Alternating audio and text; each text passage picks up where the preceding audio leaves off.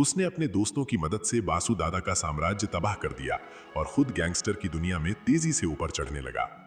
1970s के दशक में दाऊद ने कुछ समय के लिए हाजी मस्तान के लिए काम किया। मस्तान का अंडरवर्ल्ड और बॉलीवुड पर दबदबा था, लेकिन दाऊद को यह पर्याप्त नहीं लगा। वो खुद का नाम बनाने के लिए तैयार था। मौका तब मिला जब मस्तान ने उसके दो दोस्तों को पठान गैंग से पीटा। दाऊद ने केवल बदला लेना ही नहीं सोचा, बल्कि 19 साल की उम्र में हाजी मस्तान के 5 लाख रुपए से भरे अटैची को लूटने की योजना बनाई। हालांकि ये नया अपराध उसके लिए चुनौतीपूर्ण साबित हुआ। असल में लूटा गया पैसा हाजी मस्तान का नहीं, बल्कि मेट्रोपॉलिटन कोऑपरेटिव बैंक का था। पुलिस जांच में उसके पिता खुद शामिल थे।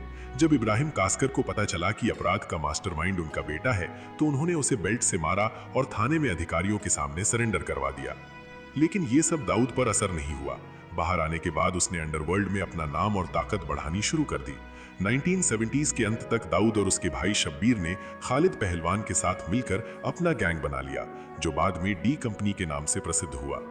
इस दौरान हाजी मस्तान ने अंडरवर्ल्ड छोड़कर पॉलिटिक्स ज्वाइन कर ली, जिससे दाऊद को स्मगलिंग, एक्सटॉर्शन, गोल्ड ट्रेड और रियल एस्टेट में अपना साम्राज्य बनाने का मौका मिला।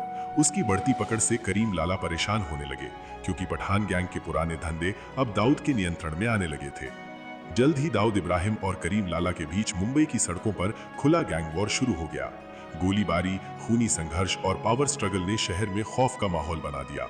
करीम लाला ने दाऊद को पकड़कर जमकर पिटाई भी की, जिससे दुश्मनी और पर्सनल बन गई। 1981 तक डी कंपनी पठानों पर हावी होने लगी। करीम लाला ने उभरते डॉन मणिया सुरवे से हाथ मिलाया और शब्बीर कास्कर को मारने का काम सौंप दिया। इसी तरह दाऊद इब्राहिम की सत्ता और खतरनाक पहचान मुंबई अंडरवर्ल्ड में स्थापित होने लगी। 12 फरवरी 1981 की सुबह मुंबई की गलियों में खौफ फैल गया। मणिया सुरवे और उसके गुंडों ने दाऊद के भाई शब्बीर कास्कर को बेरहमी से मार गिराया। यह खबर दाऊद को भीतर तक हिला दिया। अब उसके लिए यह केवल गैंग वॉर नहीं था, यह पर्सनल बदला बन चुका था। दाऊद ने फैसला किया कि वो अपने भाई की हत्या का प्रतिशोध लेगा। इस बार उसने पुलिस के साथ गठजोड़ कर लिया। वो लगातार मणिया सुरवे और पठान गैंग की मूवमेंट्स की इनसाइड इंफॉर्मेशन पुलिस को देता रहा। उसकी सटीक जानकारी की वजह से पुलिस ने एक एक करके मणिया सुरवे के लोगों को या तो अरेस्ट किया या इनकाउंटर में खत्म कर दिया। डर के मारे कई लोग दाऊद के साथ जुड़ गए। 1982 तक मणिया सुरवे भी एक पुलिस एनकाउंटर में मारा गया। लेकिन दाऊद का हिसाब अभी पूरा नहीं हुआ था। उसका करीम लाला से बदला बाकी था। करीम लाला के भतीजे समद खान ने उसके भाई नूरा को पीटा था। दाऊद ने 4 अक्टूबर 1984 को समद और उसकी माशुका शिल्पा पर हमला किया।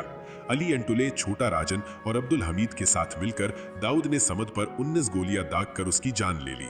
सिर्फ इतना ही नहीं, 1986 में दाऊद ने करीम लाला के भाई अब्दुल रहीम खान को भी